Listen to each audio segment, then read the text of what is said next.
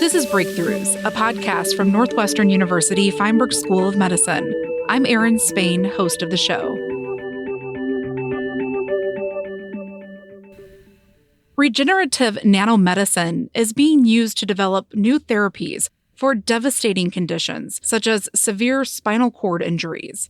Northwestern's Dr. Samuel Stupp is a pioneer in the field of regenerative nanomedicine and recently published a paper in the journal Science that details how a new injectable therapy uses synthetic nanofibers to reverse severe spinal cord injuries in animals and how this therapy could soon be used in humans. Dr. Stupp is the Board of Trustees Professor of Materials Science and Engineering, Chemistry, Medicine, and Biomedical Engineering here at Northwestern, and the Director of the Simpson Query Institute for Bio-Nanotechnology. Welcome to the show, Dr. Stupp. Thank you. Thank you very much, Erin. Your research group is focused on the development of self-assembling organic materials, focusing on functions relevant to both the fields of energy and medicine. Now, you've had many important discoveries in your lab over the past several decades. Tell me specifically the work you've been doing in regenerative nanomedicine. We are living longer. We have the expectation of living a very high quality of life. We want a long health span. We want to be able to move and think and create and enjoy life for a long time. So the ability to regenerate tissues in adults is a very attractive technology. It is a very important technology that would impact on health span, quality of life. In the year 2000, approximately, when I first came to Northwestern, I set out to use supramolecular chemistry to have an impact on regenerative medicine.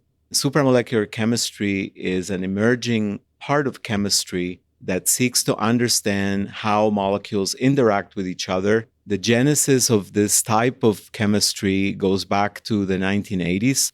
In the late 1980s, there was a Nobel Prize awarded for the very beginnings of our journey in learning how molecules interact with each other to form stable structures. So, of course, when you have molecules, you always have atoms and you have typically covalent bonds between them, and those are very strong bonds.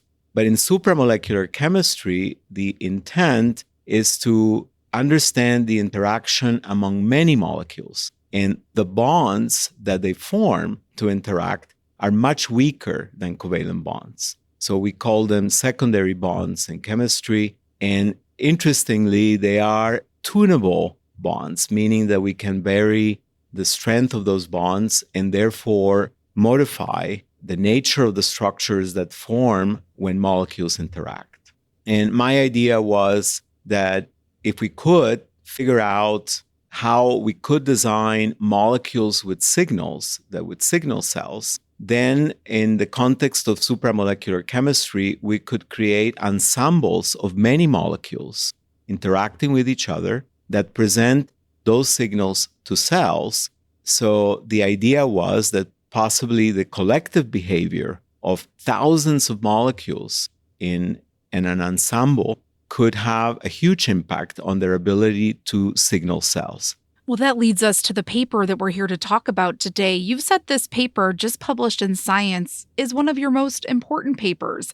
In it, you explain a new therapy made up of what you call these dancing molecules and synthetic nanofibers, and how after just a single injection, paralyzed animals regain full ability to walk within just 4 to 6 weeks. Explain this therapy and the findings to me, which are detailed in Science. Cells themselves are constantly moving. So if you think about a cell is like a tiny hydrogel, maybe measuring 10, 20 microns in diameter, and everything is moving in the cell, particularly on its membrane where they have receptors, and those receptors are moving very rapidly, exploring they're walking, they're dancing.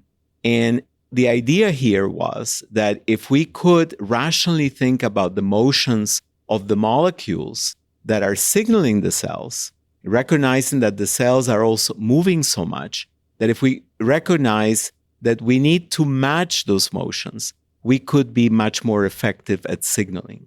So just imagine a group of molecules in our filaments, let's say 10, 12, 15 molecules, trying to activate a receptor on a cell. That receptor is moving. The cell is also moving. The cell is changing shape constantly. It's migrating or it's extending, perhaps projections in different directions. And so the receptors are going everywhere. If that group of 20 molecules is able to move and jump out, in and out, and probe those receptors as they're moving, there is a much higher probability that those molecules will be able to activate the receptor by touching the receptor in the right place. And so if they move, they succeed. So the dancing of the molecules helps the molecules succeed at talking to the receptors in cells. This is, of course, something that will no doubt be of universal value in many aspects of medicine and many therapies. We try to apply the principle to regenerative medicine, and we chose one of the things that I care most about, which is the regeneration of the central nervous system. This is probably the most challenging target in regenerative medicine because the central nervous system, which is effectively the brain and the spinal cord, have very limited capacity to regenerate, very limited. So it is one of the greatest challenges that we face in regenerative medicine. And so that's why you decided to take on this challenge and actually try this therapy in animals who have severe spinal cord injuries. Tell me about that. So what we did is we decided to apply the concept to a model, to an in vivo model of spinal cord injury. This is a murine model. It's a mouse model. And we had earlier, in 2008, I published a paper with Professor John Kessler from our neurology department. We published a paper on the use of supramolecular systems, these filaments with a signal to restore function after spinal cord injury. And that paper showed that we could use a specific signal and get some recovery from the injury. So that's the background. But then at that time, of course, the technology, it was an early technology. It was at that time maybe 8-10 years old.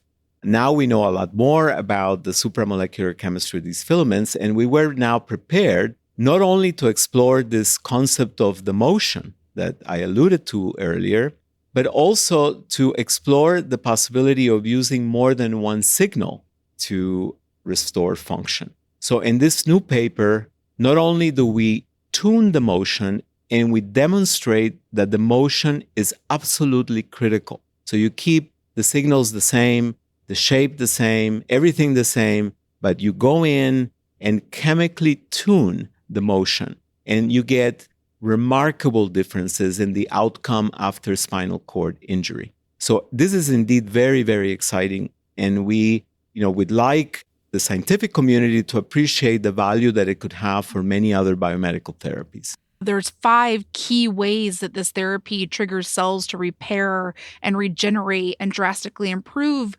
severely injured spinal cords. Walk me through those 5 different ways. First, we found that we could regenerate axons after the injury.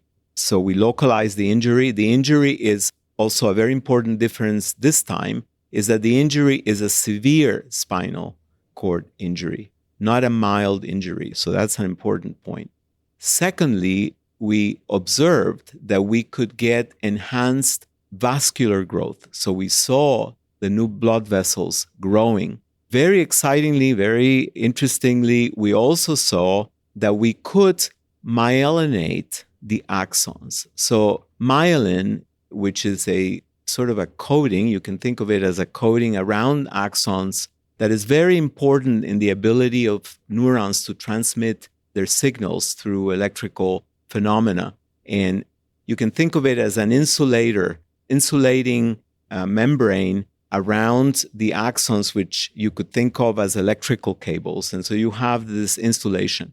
And many neurodegenerative diseases are connected with demyelination. So neurons lose their myelin, and this affects their ability to fire well, to transmit signals. So we saw greater myelination of the axons as well. So that was the third observation.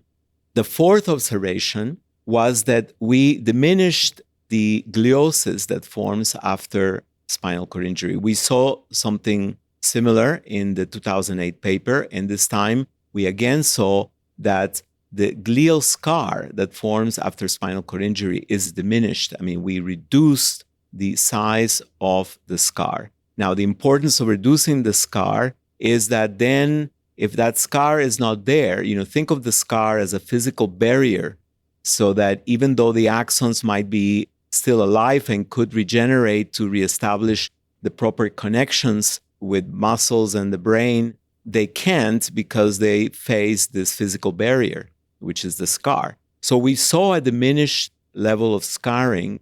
That was effect number 4. And effect number 5 is that we proved that we saved a lot more motor neurons as a result of the therapy. So there you have 5 critical observations at the biological level. The most exciting one, of course, is we observed that the animals regained their ability to walk freely after 3-4 weeks from the injection as a result of these biological phenomena that our therapy was able to induce. Tell me about the injection and how it's administered. Basically, this would be a simple injection. I mean, so that the therapy, if you were looking at it, it looks like water.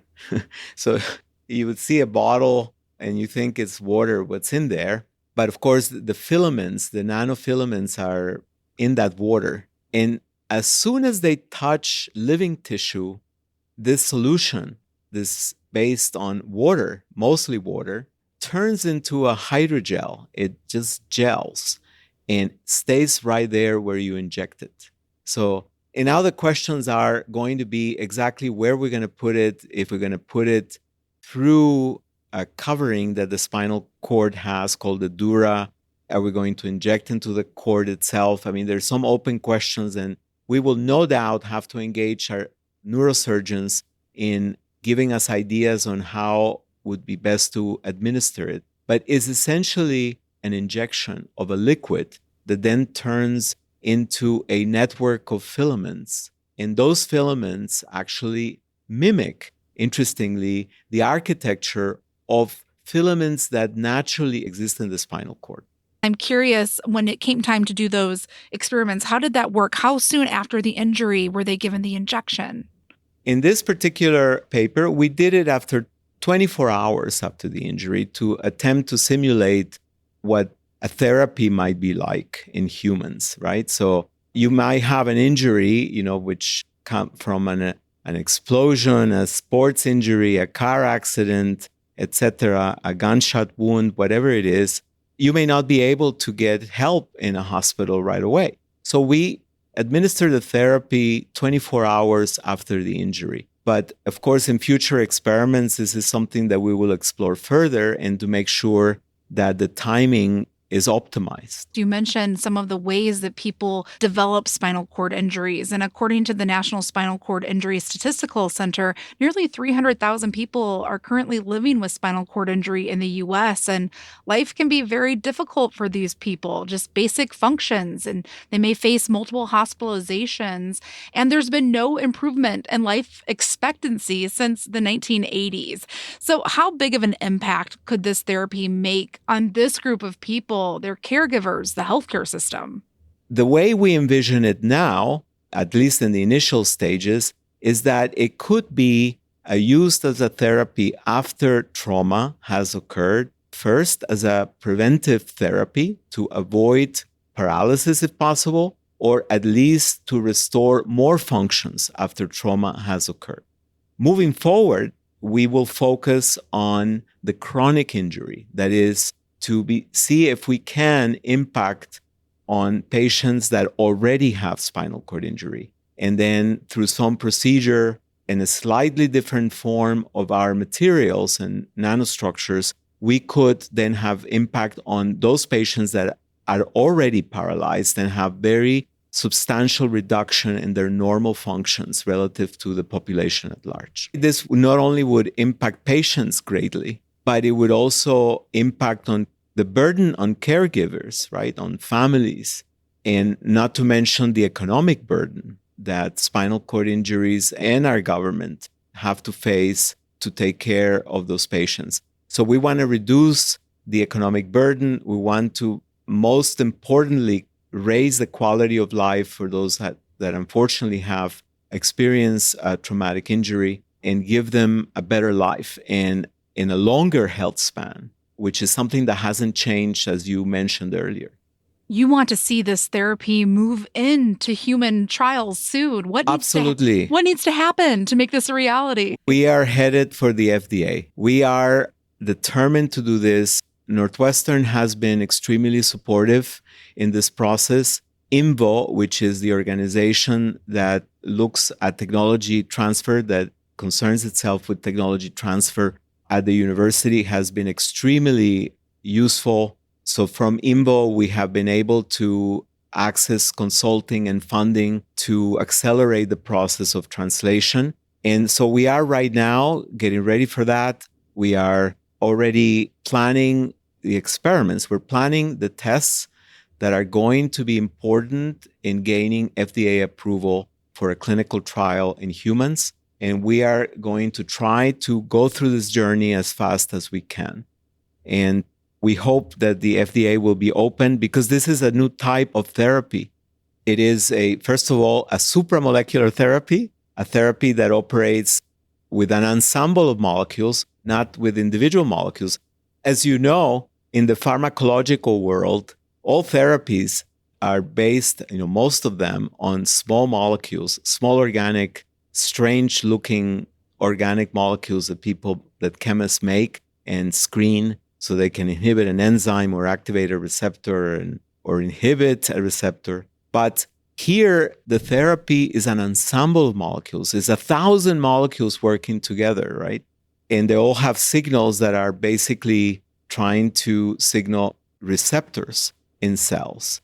And I should say that biology uses this supramolecular strategy in the way it signals receptors. And this is something that people outside of my field, don't think a lot about, but proteins, for example, signal cells oftentimes bonded to each other into filaments, oftentimes bonded to macromolecules that are present in the extracellular space. So this is a very biomimetic therapy. We hope that the FDA will be open to the importance of this type of therapy because it could impact many other biomedical therapies universally, not just spinal cord injury, not just regenerative medicine, but any other biomedical therapies. It is sort of us trying to begin the era of supramolecular medicine.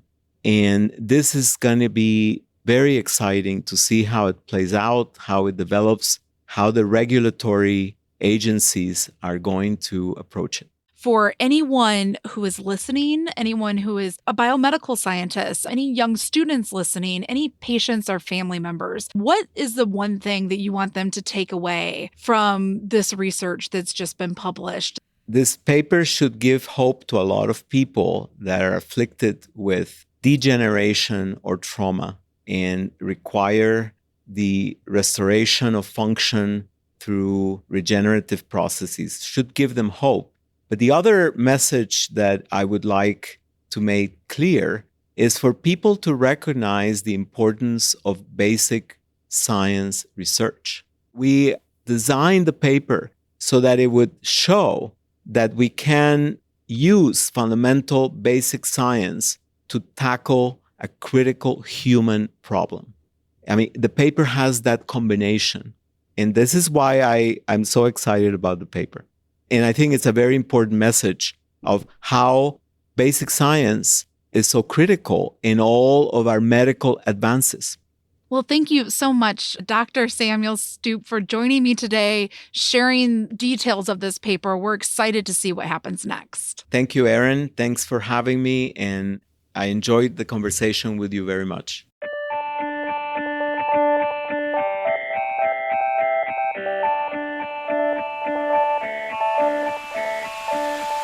Thanks for listening, and be sure to subscribe to this show on Apple Podcasts or wherever you listen to podcasts, and rate and review us. Also, for medical professionals, this episode of Breakthroughs is available for CME credit. Go to our website, feinberg.northwestern.edu, and search CME.